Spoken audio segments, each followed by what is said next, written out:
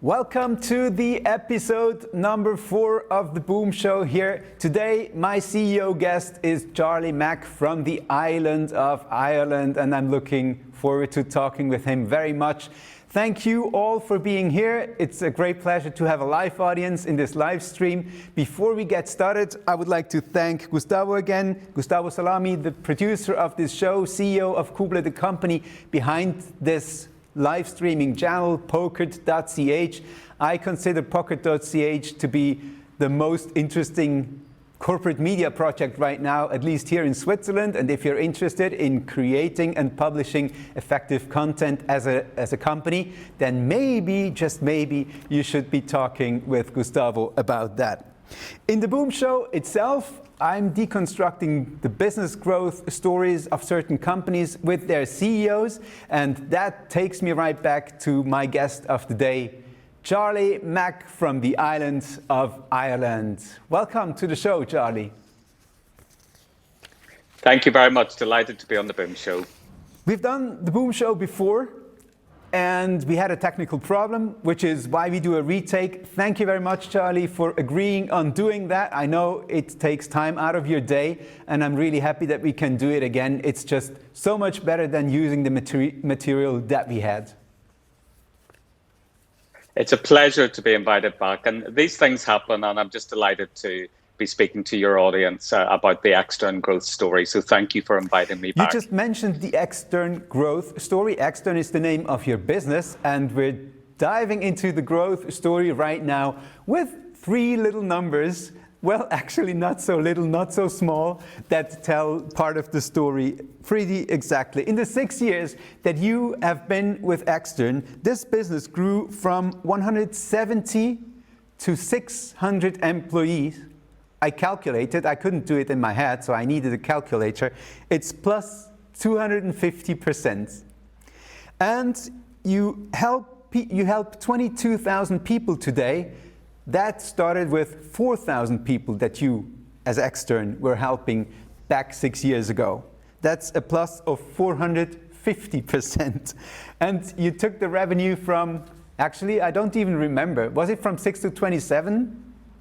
Correct, Dave, yes. So from 6 million. 6 million pounds sterling to 27 million pounds sterling. Correct, that's it, in a nutshell. Congrats on these numbers. I mean, that's not just some growth, that almost feels like insane growth. What does it feel like to you?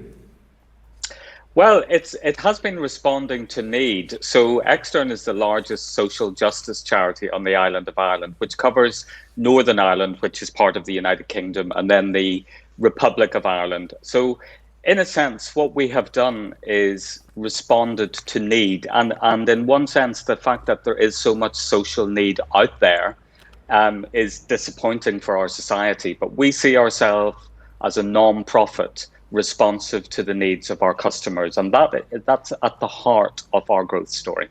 So you said non-profit, you said charity, but you still call it a business, which I like a lot. Why do you call it a business? Well, I think it's important that any charity has a business approach, because quite often non-profits go for they put that up front and non-profit and put their customers first, which of course is exactly what we should do. However, if we don't look after our finances, if we don't look after our product or our service, if we don't look after the processes that we have internally, and lastly but not leastly, if we don't look after our people who deliver the frontline services, then we have nothing to give. So I think it's important that there's a mixture of business areas and business growth areas that you address. It's not just all about customer. It has to be a balanced approach. Let's talk about the customer first anyway. From 4,000 people that you serve to 22,000 people that you serve today in only 6 years. And you said you responded to need. That means that there were 18,000 less 6 years ago, or they were not being served. That's correct. So in terms of responding to need, so what does Extern do? I've mentioned social justice. Now that could cover lots of things. So let me try and describe that succinctly for you.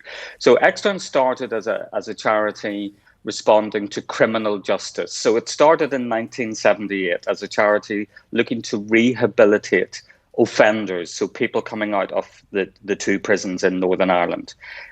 Since then, and when I joined 6 years ago, I asked the question, why do people offend? And that led us into looking at the reasons why people end up in prison. So that then took us to homelessness, to addictions, to young people's trauma, to mental health issues, to minority communities, like in Ireland, the travelling community is a minority community that's affected by offending and leads people into crime, and also refugees. So essentially what I'm saying is we moved the model upstream. So we looked at the root causes for why people offend, and that has been at the heart of the growth, responding to asking the question why. I think in terms of business growth, that's an essential question to ask. What is it that your customers need? Why do they, in a non-profit sense, why did we just start looking at people offending? That was very far down the line. I took the approach of asking why, and my team responded to delivering services which were what I would describe more upstream at the root causes. Charlie, please give us an example. So there were criminal offenders. They were incarcerated. Absolutely. And then they needed some help with some of the things. When you say you took it upstream and you went to the root causes, and that helped you to expand the business of Extern, what is a good example, or 2 or 3 examples of other services that are needed in our societies and in yours, in that case, that come out of this approach of going upstream? Okay, so let me give you an example of one of our 22,000 service users. So I'm thinking of a young man who for 15 years was misusing substances, so drug and alcohol. He was even getting into gambling addiction. And as a result of that, he became homeless. And as a result of that, he then started to steal and commit crimes in order to survive. Now, he came to Extern, and had Extern not been there, he would have ended up in prison. Because we had a service which was offering people support at a homeless level, at an addictions level, we were able to prevent him being incarcerated. We intervened because he came to us, he made the choice, he was aware that we were there, and our team were able to respond to him. Now that saved the state or the government at 70% of what they would have spent on incarcerating that person, not to mention the mental health trauma that he would have encountered had he gone to prison. So there's a concrete example of intervening, which is a benefit for the individual himself, is a benefit to government and state, which is one of the reasons one of our main commissioners is government. And so we were able to convince government that this is a better idea, to intervene earlier, to move the model upstream, as I would describe it. But it's essentially earlier intervention. Then we were able to respond to him. In short, the business case that you have sold to your customers, which mainly are governmental organizations, is that they can save money and save a lot of hassle and lots of problems and problems in society as well, if they kind of go in earlier and finance that. If they finance your work, going in earlier in a situation and solving problems before they even arise.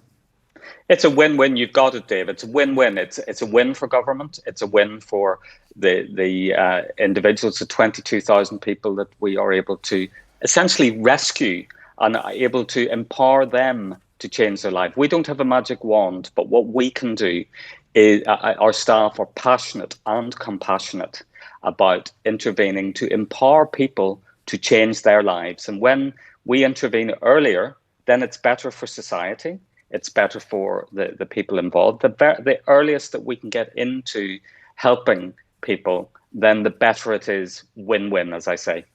Okay, very cool. When I discuss business growth with CEOs, usually there's kind of 3 main areas that we discuss. One is the product, one is the people, and then there is sales and marketing, and that includes communication I mean, the whole holistic thing that communication is. Sure. How important is your product for your business growth story? Well, I would prefer to use the word, I mean, in this sense, it's service more so than product, because essentially we're providing services, but it's the same from a business point of view. So yes, being the charity of the second chance, which is how I would describe Extern, it's giving people a second chance. So relentlessly looking and innovating to respond to need. So I think, as I've mentioned, the flexibility, the agility of Extern and our wonderful, compassionate staff that bring to me solutions of how about, what about, could we do, because they've come across a service user that has differing needs. So recently, for example, within the last year, we've added to our portfolio of service gambling addictions. So previously we didn't. Now that's a thing. It's a thing in Ireland. I don't know whether it's a thing in Europe or in Switzerland, but it's a major thing that has led people to waste all their money and actually lose their job or become homeless because they've actually got drawn into this as an addictive cycle. So my point is that service is crucial, but it is on the basis of the agility and flexibility of our business model to be able to respond to changing needs. And that comes back. Let's dig a little deeper here, Charlie. Sure. I would really be interested in understanding what happened next when this person came to you. So that person was one of the 600 employees of Extern. This person came to you or the team, I don't know who exactly was involved, and said we should go into that new segment. What happened next? Okay, that's a brilliant question. So it's hooked into, I can't answer that question without going to the heart of the organization, which are our values, because one of our values is to be enterprising. And within Extern, we have an enterprise fund, which is a kickstart fund that we've put aside, that the board and I have put aside as chief executive, to say, if anyone in the organization has a good idea, you can apply for a fund worth 50,000 UK sterling to implement a good idea, to give it a shot, to give it a go. Now it has to meet certain criteria. It has to meet, our values. It has to be sustainable. It has to be something that could turn into a viable and sustainable service long term. But at the heart of what we do is giving our staff the opportunity to come up with new ideas. So that particular example that we've mentioned came through the Enterprise Fund.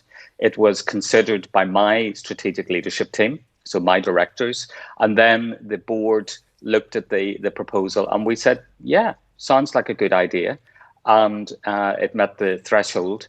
And as a result, we've ended up actually in this particular instance of taking over another charity, which was called Problem Gambling Ireland, which was the largest charity for gambling addiction services in the Republic of Ireland. And that's where that ended up actually within a short period of time, actually within 1 year, we merged into the Extern group, the charity called Problem Gambling, and it's become an integral part of our service delivery model now. That's a brilliant example. Charlie, I wonder whether you would have another 10 of these. We don't need them here, but is that the only one? Is that like the model thing, or would there be plenty of other examples that you could tell us? Oh, plenty of other. I mean, I think particularly of another one where we had a street addictions service that on a Friday afternoon, my staff know when to get me. It's a Friday afternoon and they know I'm going to be most amenable to whatever they propose. And I remember a series of initial conversations that I had with my team who look after addictions. And one of them was a needle addiction service. They said that we need to go out on the streets. Instead of expecting customers to come to us, to come into our drop-in centre, why don't we, here's an idea, they said to me, why don't we go to them? Why don't we walk the streets of Belfast and Dublin and see where people are in the alleyways, in the dark places of any city, and we go to them? What would be wrong with that? So again, there was another example which ended up leading the short version of that is it's now government funded. It's a street addiction service that has now been added into our portfolio of services responding to need. But I can tell you from a business perspective, what could be wrong with that? With going out, walking the streets, finding people in the alleyways. It's a lot more effort. Yeah, well, okay. But do you know what? I think at the heart of our business is that we are compassionate, we care about people. And I think it's a business principle. Do you really expect, do you set up business and you say a nice shiny shop front and you say, come to us, come to us. What's wrong with us as a business going to where people are, meeting people at the point of their need? Sure, it might require a more flexible approach. It doesn't add any cost. It just means instead of a staff member sitting in an office or a shop front. Can I ask you about that? Sure. How does it not add costs? If you had, for instance, 5 people sitting in a drop-in waiting for clients, or the alternative to that would be that those 5 people walk the streets, but you would still need people back at the drop-in, right? Yeah, so it's a mixture. So it's a blend. It's not that all 5 people go out. So it's one person who goes out and identifies where the people are. And actually the return from that one person going out and walking the streets, if I can put it that way, is a 5-fold return on people who come back, who would come through our front door. So it's both. It was worth the effort. Absolutely worth the effort, because people deserve a second chance, and that's what's at the heart of our charity and our business. Great. You've mentioned your people quite a bit already, and I would like to ask about the people. Before we do, Gustavo, do we have questions from the audience? No, so I would like to encourage you in the audience, if you have questions for Charlie or want to also tell us about your experience with business growth, please do so in the chat. This is a live stream, and as long as we are live, you can do that and ask your own question. We appreciate that. So Charlie, back to the people. You've mentioned them quite a bit already. Your people seem to be, as you said, enterprising, and they have ideas. They want to develop things and develop the organization, and not just sit there and wait until things happen or are dictated from the leadership team. So what kind of people are these? 600? That's a lot of people. What kind of people are these? Yeah, well, any organization, any business is only ever as good as the people who work for it. So I know that my team are excellent, that we are value driven. So I've mentioned one of our values earlier. So whenever enterprising, you said. Yes, enterprising, well remembered. So we have our core values, which are leading, enterprising, ambitious, professional, and working together. So we recruit on the basis of people who live those values, who get those values. And when a new staff member comes into Extern, as CEO, I believe it's crucially important that I get to meet them. So we have a series of induction programs which lasts. So if a new member of staff comes into Extern, we have a 4-week induction period, and right at the beginning of that is a discussion with me and the new staff, which is usually a group. We usually group them together and ask them about what's important for them in their life, and then we have a conversation and a discussion about the values and the culture of Extern. And what is important to most of them? You've heard so many of them, like 500, 400 people then, or maybe even a little more. What is important to most of these people? Is there one top priority? There's a couple of things. I mean, I think first and foremost, they need to be compassionate. So to work in the voluntary sector or to work for a charity, you need to care about people. So, you need to have an attitude. You mentioned voluntary. These people are being paid, right? Oh, yes. Sorry. Okay. Yes, they are being paid. But so we call the charitable sector also the voluntary sector. But okay. it does mean, I mean, we do have volunteers who work for us who aren't paid, but the 600 odd staff that we have are all paid. So, of course, and you just led me to mention one of the points. We pay them well. We pay them well in comparison to other charities in Ireland. We also train them well. So the reputation that Extern has in the social care field in Ireland is top class. So some of your listeners may have heard of the charity called Bernardo's as a children's charity. We are now even larger than Bernardo's in Ireland because staff have come to us from other charities because they like the training that we provide. We provide government training, so any new social worker that is becoming a trained, qualified social worker, we have a contract with government which allows them to use their placement year in extern.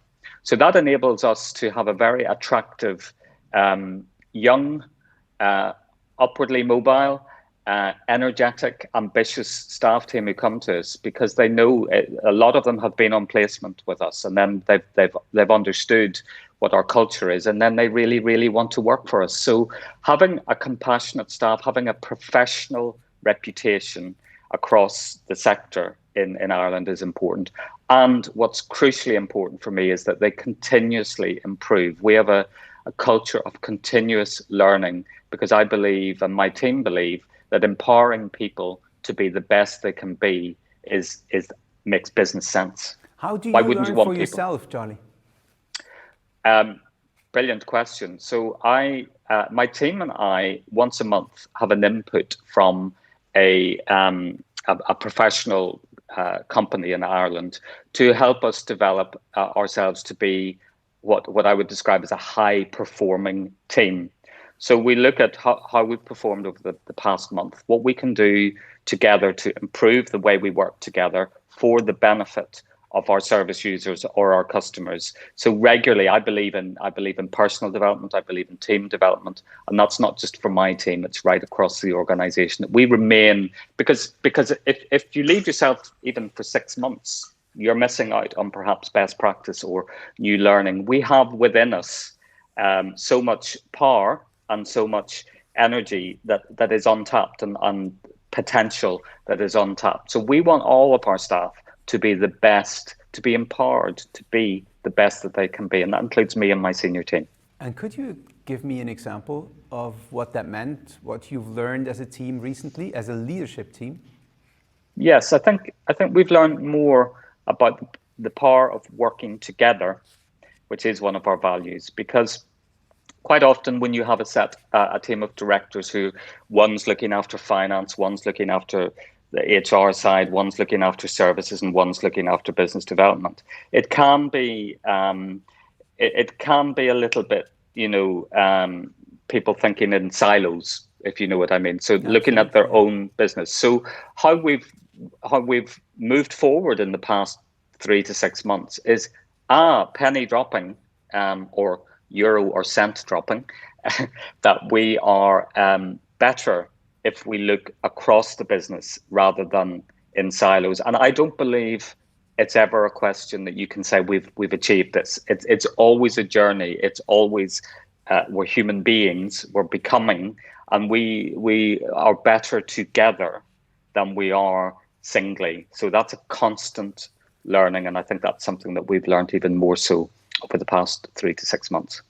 Charlie, you mentioned the culture and that everybody who joins Extern needs to kind of match with that culture. Not kind of, I think it just has to be a match or it doesn't work. But when you started, there were already 170 people there. How many of those stayed with Extern after you started to work at Extern? I would say about 85%. There were a few people who, because when I came in and when I was appointed in 2013, so it's actually coming up to 7 years now. Gosh, doesn't time fly? The board who appointed me were very clear that actually the charity needed to approach its work as a business. Now, some of the staff were uncomfortable with that. But and then they chose to leave. So would it be correct to say that 20 to 25 people left? Yeah, and that's okay. I mean, I think it's a good sign within in a business if there are people who don't get the culture, and what we're seeking to achieve. It's better for them. It's better for the organization if they do decide and they come to that conclusion themselves, that it's maybe not for them. And that does happen. And that's what sets us apart as Extern, because not every charity, not every non-profit sees themselves as a business. We do. Yeah. So you come in as the new CEO, you send out an email or a memo of some kind to all the people saying these are our 5 new values: leading, enterprising, ambitious. I don't remember the other 2 from the top of my head. And then you sat back in your office, started to do your office work, and everything went differently out there in the world. Is that how it happened? No, and I know that you would know me well enough, Dave, to know that that's absolutely not what happened. So day one, I went out to meet staff in Northern Ireland. Day 2, I went to meet the team in Dublin. So it is. So how many of the people could you meet in the first 2 days? How many of the 170? I met with all of the head office staff on day 1. So there was about maybe 20 people, and in Dublin there was about 10 people. And so I didn't meet everyone because the services are geographically dispersed across the island. In fact, we now have 40 sites across 27 counties, so it's hugely diverse. But obviously, at that time, it wasn't. So my approach was not by absolutely not sitting at a desk with my fingers over my. I was going to say typewriter, but that dates me a little bit. My computer, yeah. I went to see, I talked, I listened, and the values were not created from top down. They were created from bottom up. So we had a discussion, and I went out to see and meet teams. So day 1 and 2 was meeting small groups of people, but I went out and discussed and did what I call road shows. So myself and my team went around the sites and listened to and grouped the staff together in larger groups, because it made sense that they came into groups, and we discussed what was important, and we came up together with our set of values. Charlie, when you say me and my team went on a roadshow, how many of you were there traveling? So there was myself and my 4 directors, but we didn't, for efficiency reasons, we didn't all travel as a posse, if you've heard that word. We didn't travel as a group. We split. Posse would be correct for a gang, right? For a criminal gang. Let's drop the criminal. Okay. And let's talk more about the gang. A group of elite professionals, let's call them.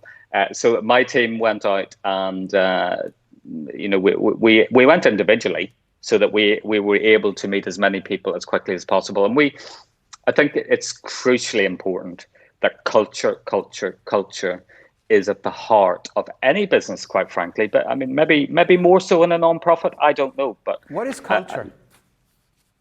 Culture is the way people do things around here. So it's the attitude, it's what makes you tick. It is what defines this organization as being different from another organization, and it's something that I keep coming back to. So this wasn't a one-off piece. So this wasn't let's set our values and then actually they're cast in stone and then that's it.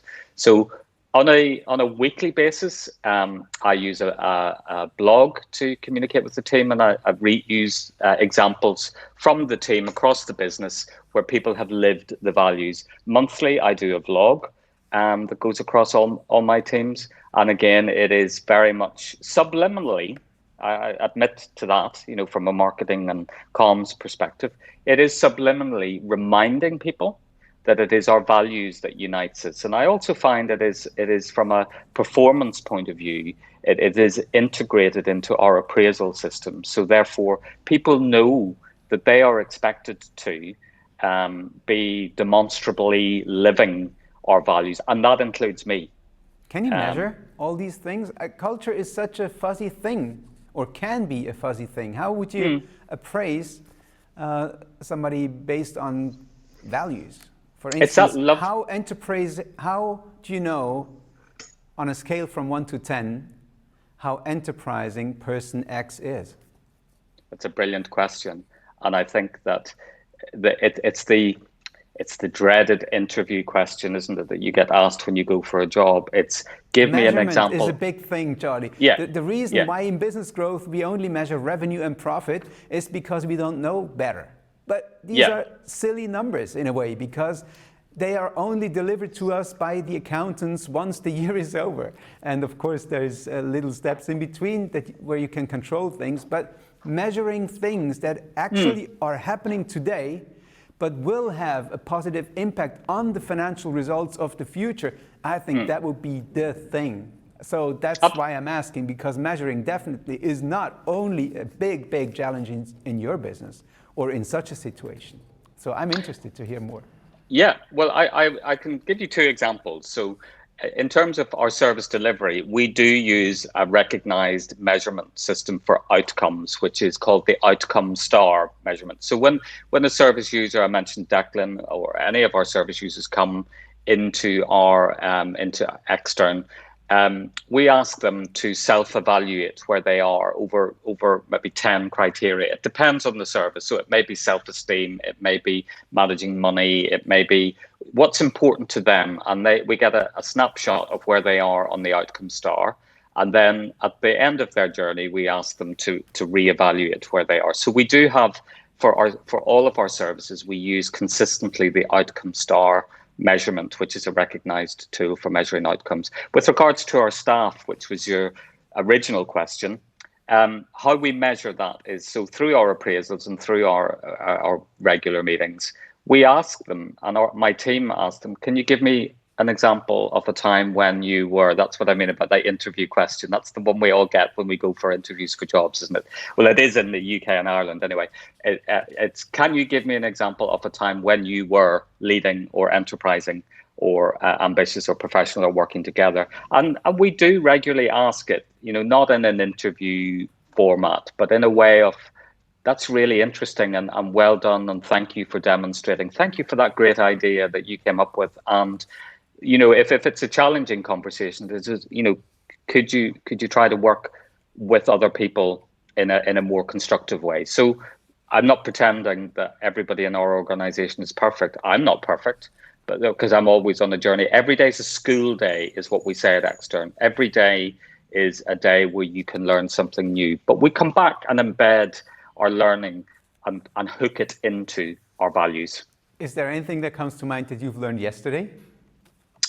What did I learn yesterday? Now, you don't need to answer that. It would just be fun if there was something, now that you mentioned that every day is a school day. Yeah, I think I can give a brief example. It's as a leader, you can react or you can be proactive. And sometimes the business kind of sets up a thing in your head that, oh gosh, I need to respond to that immediately. I need to respond to that email immediately because I'm an ambitious person and I think that's important. And then I took a step back and thought, actually, no, that is something that on my agenda today is something that can wait, something that is less important. So I think we self-calibrate every day. I know I try to do that, and I try to get some time out and think about what is important and what my priorities are. So that's always it's a daily learning, I have to say. Thank you for that. We will be talking about sales, marketing, and communication in a second. Before we do, Gustavo, I don't see the chat anymore. Is there anything? And would you please alert me if there was a question from the audience? There is none. So Charlie, how important, as a last big segment of business growth, how important is sales, including marketing, including communication of any kind, for your success and for your growth story? It's really important, and I would describe that as being my relationship and our relationship as a team with our commissioners. So I've mentioned that many of our commissioners are government departments. So in Northern Ireland, we have 5 government departments who commission our services, and in the Republic of Ireland, we have a similar number of government departments who commission our services. But we also receive funding from Europe, from EU funds, particularly in the Republic of Ireland, and other trust and lottery type funding. So relationships and sales and marketing in that sense, and building trust and confidence with our commissioners is really important. In terms of the general public, we have a brilliant marketing and communications team, and they regularly post onto our website and Twitter and use social media, all the usual platforms, which I'll not list, but all the usual platforms to engage with our customers in the sense of our service users. So I see this is segmented into several areas. So there's customers and sales and marketing related to our commissioners, and then there's also how do we reach people? How do people know that we're there? And we're constantly looking at ways to promote so for example, over COVID-19, we've had to transfer 60% of our services onto online platforms. So whereas pre-COVID, we would have been providing counselling services on a one-to-one, face-to-face basis for many of our service users. We've moved that, and our IT team have been brilliant at moving 60% of our services online. And that's actually something that's going to stay. So I think there's a great opportunity coming out of COVID. And I think that goes back possibly to the product, though, or to the service. Sure. But I also think it's linked to sales and marketing, because if people know that you're there for them and you're there in an agile, flexible way, it gives us new ways of promoting ourselves. So it gives us new ways to pop up on Instagram, for example, and say, hello, we're here. If you're feeling suicidal, we're here. And actually the numbers over COVID. Is that the language that you use? If you're feeling suicidal? Yeah. Yes. Okay. Yeah. And I think particularly coming out of COVID, we have seen, during COVID, we have seen a huge increase in the number of people with mental health issues because of the incarceration of people into their homes, which for many people is difficult. So can you imagine a child who's been abused at home being told they have to stay at home with parents who abuse them? I can, yeah. I saw the writing on a wall here in my town, and anytime I pass by it, I think about that. Yeah. So somebody did a good job, kind of using a spray can to help me realize that that's a problem. Yeah, that's really interesting, and I think it is sales and marketing is something you're never finished with. So it is finding new ways, being innovative, responding to need, and in the way that our service users, in terms of our customers, want us to respond. In terms of our commissioners, sales and marketing, we've got to market ourselves the way they want us. So government requires that it's typically a tendering process, and one success we've had as a result of sales and marketing at the start of this year was we were successful in achieving a 14 million contract for the extension of one of our services called a bail supervision scheme. So when you talk about the revenue of 27 million pounds, yes, you're talking about last year? I'm talking about last year, and yes, and we've added 14 million that new deal that you got, that is kind of, that takes your revenue to where?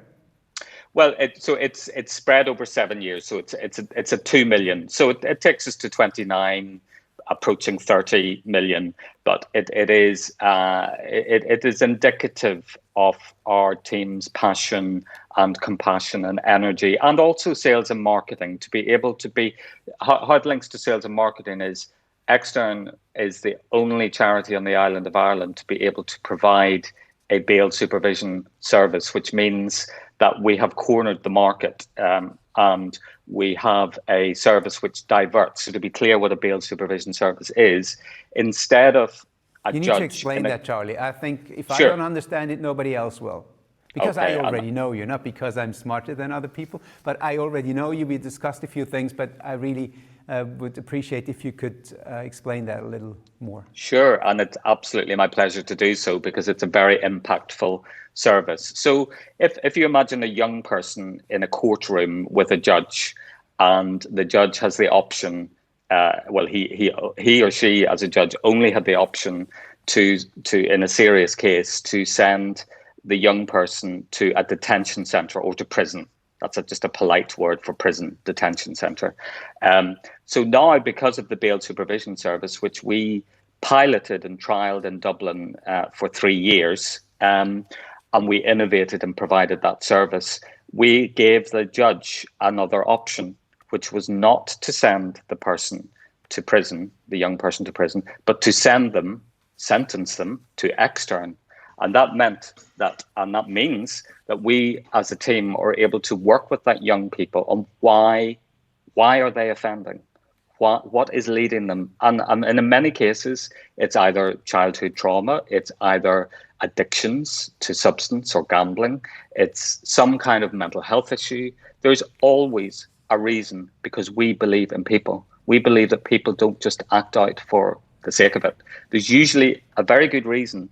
And is it not better, and this is the question that we put to the commissioners and why it's now been so successful and extended, is it not better to deal with the root causes of criminality within that young person rather than incarcerating them and adding cost and adding further mental health trauma to that young person, when that money could be invested, a fraction of that money could be invested in purchasing an extern service which intervenes and helps that young person to seriously address why they offend, not just the offending piece.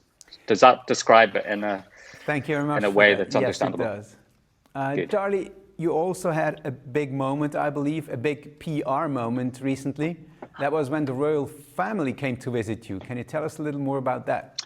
Absolutely. It was such a pleasure that Extern's the first charity on the island of Ireland to have had not one, but 2 visits from Kate and William, as I affectionately now call them, but the Royal Highnesses, the Duke and Duchess. Well, I'd like to think that, but the Duke and Duchess of Cambridge, as they're officially known, came a year ago and canoed with us in Northern Ireland with some of our young people and had a fantastic day talking and experiencing the Extern magic in Northern Ireland. And that was such a pleasure this year to welcome them to a service just outside Dublin, which is intervening with young people and families who are in serious need. And they played table tennis. They did some cooking with the young people, and they were very generous with their time. They spent a couple of hours with us in Dublin this year, and their interest, particularly in mental health and the experiences of the young people, was very, very heartwarming to see their interest, and that they came back to Extern for us was a huge affirmation that we believe that as a team we are making a difference to young people's lives. What does that do with you as a team? You mentioned it and you said it's an affirmation. What does it do internally? That kind of recognition, It creates a huge energy within inside. It's sort of a back of the neck standing hair moment, I would describe it. When you are seeing, actually, if you can stop and think as it's happening, gosh, these are the future king and queen of the United Kingdom, possibly. Well, let's not get into that debate, but certainly of England anyway. And they have come to see our young people, and they've chosen to spend time with our young people. What is hugely important about that is that it's not they're coming to see us and shake our hands, which actually wouldn't have been allowed in COVID anyway. It's that they're coming to spend time with young people. It's more what it does for the young people and how we've been able to follow up with the young people to say, gee, they really care about you. You really matter. As a young person, you really matter. And that's what's important to us, that the royal family are saying, along with us as Extern, you really matter. There are business propositions involved on both sides. Of course, it's important for you to be seen as an organization. It's also important for them because it's about kids and it helps them and how they are seen in the public. So everybody got something out of that, I would say.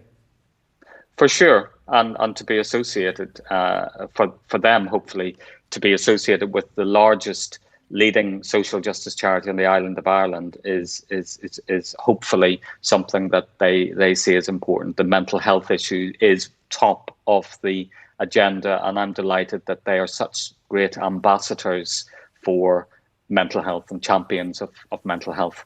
If I'm hearing that from you, Charlie, I would guess that many other organizations are trying to get the Duke and the Duchess, you say, right?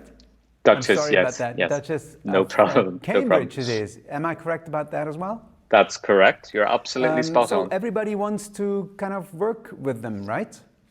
Yes. How did you do it that they wanted to come and visit you the first time especially? The first time especially, they heard about us. So, and this is where it comes back to the sales and marketing piece around, we were known. We had got to a size and a scale where people had heard about us, and it had reached Kensington Palace, which is huge. So they approached us and said, "Is it okay if we come and spend some time with our young people, with Extern's young people?" So I think that's affirmation again for the work that the sales and marketing team have done. You were found by them. Yes. That means you stood out before that happened. And then those people who actually get requests, most probably by the second, they reached or had their team reach out to you, and they wanted to be close to your organization. And of course, I wasn't there, but the royal family, they do their due diligence before they reach out. Absolutely. Absolutely, and to experience the moment, the young people's moment when the royal helicopter landed on one of our sites in Northern Ireland, as it was a year ago, and for them to be so generous with their time and getting down and dirty, as we would say, in the canoes and chatting, playing, doing archery, doing assault courses with the young people was just hugely momentous and affirming for those young people that they were interested in them. So it will live long in the memories. And our young people wrote to the royal family after both of the visits and said what it meant to them, because it is what we would say a red letter day, a day that our young people can look back and say, actually, do you know what? I am actually important. Uh-huh. Yeah.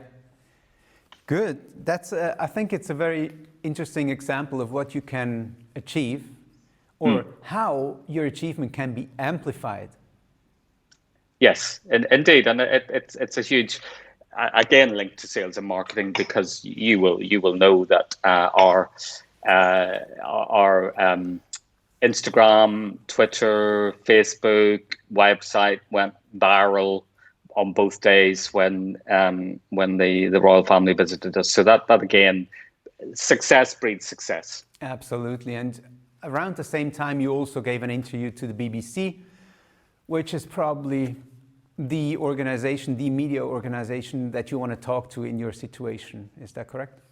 Yes, the BBC and RTE covered the events, and it's again, it's not about me. It's about putting forward what we do as a team for Extern. I'm the leader. I'm privileged and proud to be the leader of an excellent team. Fantastic. So we talked about the product or the services, as you called them. We talked about the people, and we talked about the sales and marketing aspect of it all. Is there an important pillar of your business growth story that we didn't touch on so far? I think I just would want to underscore the flexibility and agility, which is we probably covered that under the service model, but I think I would really underscore for your listeners that as an important principle of business growth. If you say this is what we offer and we're actually not going to change what we offer, then you won't grow. So that the responsiveness, the flexibility, the agility within that, which hopefully has come across in what I've said, would be something I would really want to underscore. Because if you're not responsive, if you're not able to be agile, then your business won't grow, quite simply. Great. we have maybe 7 more minutes, and I know you have a very busy day and also a very important meeting coming up. Is there, just as a few, I do have a few last questions. Is Sure. there a driver of business growth that people talk about all the time, but you don't think it's that important? I think, well, you might expect me to say this because I'm a not-for-profit organization. So I think it's less important for us for profit. So what's important for Extern is that we cover our costs. So as we would describe it, full cost recovery. So it's making sure that all of the overheads are covered in how we tender for our business. But for us, I turn the dial down. It's not that we don't want to make a profit, don't get me wrong, but it's less important in a not-for-profit organization. So things like fixed assets and buildings are less important to us than the flexibility to be able to respond to needs. So interestingly, again, coming out of COVID, we've reevaluated the need for, do we really need all these buildings? Because actually what we've learned is that we can be more flexible. We can offer services, 60% of our services online. So it's not that it's not important, but as a not-for-profit organization, profit and fixed assets would be words that I'm kind of not really that interested in. And is there anything that you had as an organization or you personally that you had to sacrifice for that growth? Sacrifice is an interesting word because I think I would say time and energy it has been a pleasure to donate, shall we say, into the organization. But yes, I mean, personally, there's been a personal cost. I mean, I spend half of my life in Dublin and half of my life in Belfast, usually having the wrong piece of personal clothing in the wrong place and things like that. So traveling up and down is quite a challenge. But I think as an organization, we have rallied around I mean, it's been a huge growth story, and it doesn't come without sacrifice. It doesn't come without time, energy, commitment by everybody, our board, our staff, all of us pulling together. But the drawing thing for us, the tangible, is changing people's lives. It's worth it. Yeah, I believe you, because I also know you, and I think that you're pretty happy with what happens at Extern. Absolutely, it is a pleasure to be a leader of an organisation. We are the fastest growing charity on the island of Ireland, and that again is a reflection. It's a two-sided coin. It's as I said at the very start, it shows that society is in such great need and has so many mental health issues, and there's something wrong with society, isn't there? That our services are growing. But on the flip side of that is we're growing because we are agile, because we are responsive, and it's a pleasure for us to be there, to be able to take on vulnerable, as we would say, vulnerable service users, and meet them at the point of their need. And I mean, you're also doing an important job in the name of those people who need your services, even before you are able to deliver the services, because first you need to talk to the people who in the end will pay for you delivering the services. So there's sales and marketing again. You kind of need to see the need, then you need to talk to the people who actually need to finance it, and then, and only then, can you really start serving those people who have that specific need. And you raise a very important point there, Dave, that influencing government and influencing commissioners to look at things differently is a very important part of what we do. So our business development team do engage with our ministers from both jurisdictions in the Republic of Ireland and in the north of Ireland, and with people who commission our services to say, hey, would it not be better? Don't spend your money on this, spend your money on earlier intervention.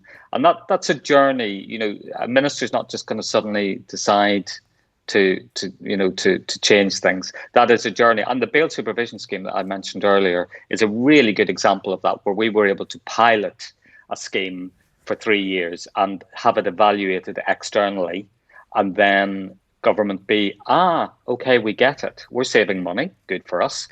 You're making a huge impact for young people, good for them.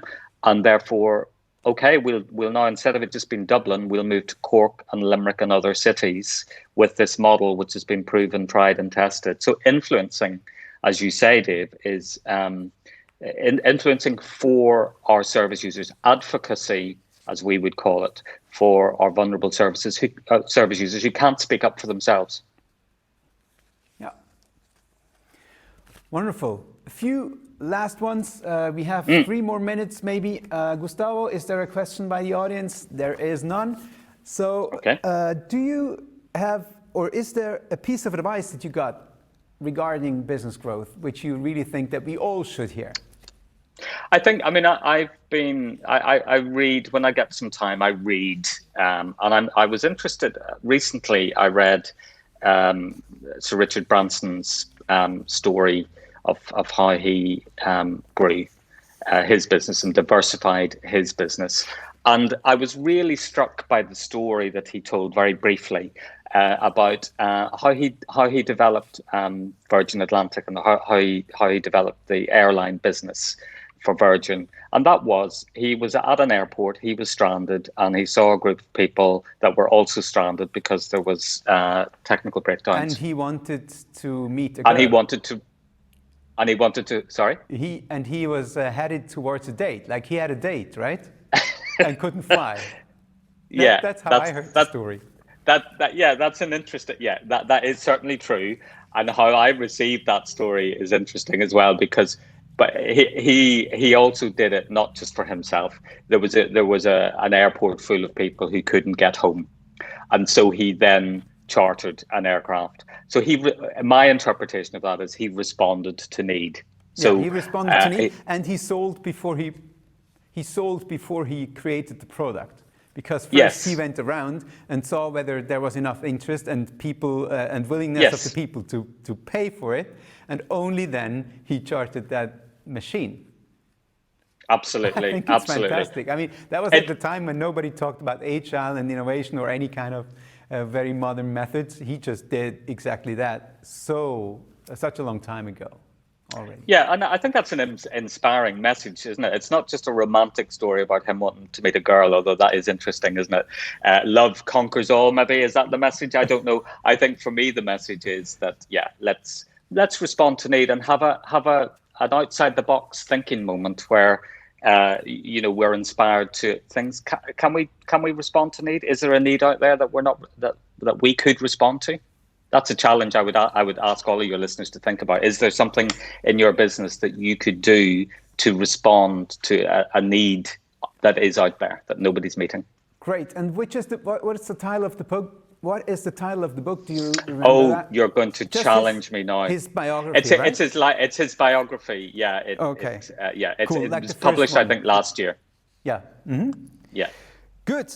So that's that. I have learned from you that culture is so important because people are so important, and if they work the same way and if they have a mindset kind of their own as a group, that really helps to get things done the right way. And that's one of the precious things that I've heard and learned from you today, Charlie. Is there anything else that you would like to say? Any last words to the audience? No, I think it's thank you for listening, and I hope the Extern story has inspired your listeners to think about a charity as a business, because I think more and more not-for-profits are regarding their organisation as a business, and I think the lessons from the charitable sector are equally applicable to private business, and so let's move on together and never be afraid to try something new. And it certainly has inspired me. Thank you very much for that.